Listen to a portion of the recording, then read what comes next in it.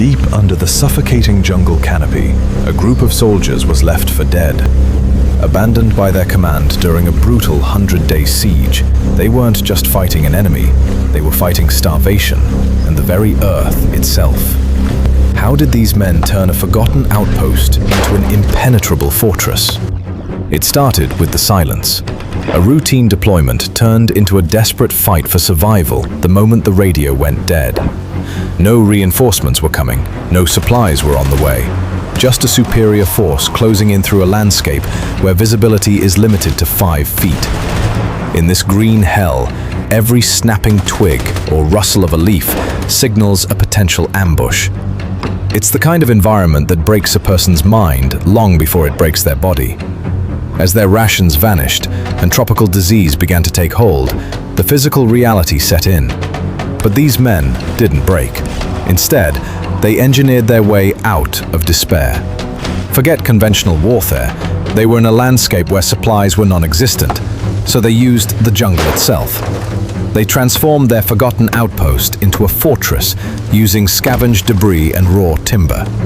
They didn't just dig holes, they built a labyrinth. They created primitive but lethal perimeter traps, deadfalls and tripwires that turned the environment into a weapon. They manipulated the terrain to neutralize the massive numerical advantage of their enemy. Their strategy shifted from a stationary, waiting defense into a dynamic, localized resistance. They weren't just holding a line, they were haunting it.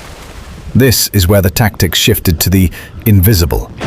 These starving men began executing lightning-fast raids on enemy supply lines, not just for ammunition, but for the very food they needed to survive.